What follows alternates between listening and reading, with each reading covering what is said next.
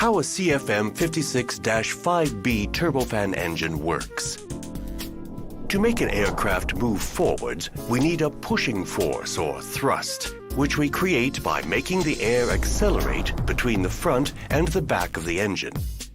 This is basically done by the large fan at the front of the engine, through which air passes at a high rate. These are the various components of the CFM56-5B. The fan, which is a large diameter propeller.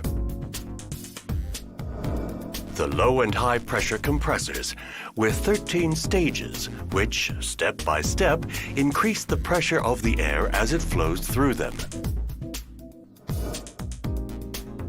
The combustion chamber, in which jet fuel is mixed with air and burned.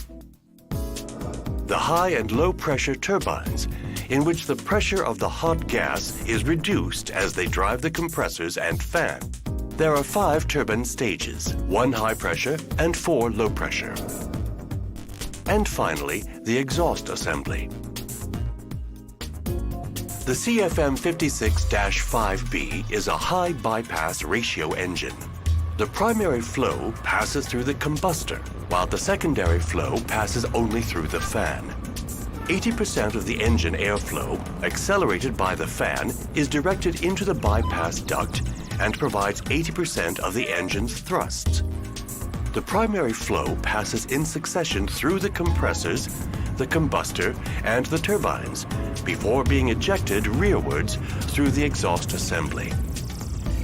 The air is compressed in the low and high pressure compressors, and its temperature can reach 450 degrees Celsius, after which it enters the combustor, where fuel is injected and ignited.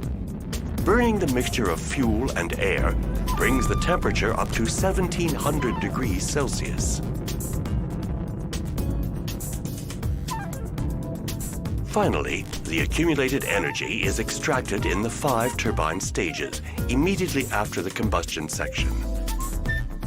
The pressure of the air drops as it passes through the turbines and makes them spin.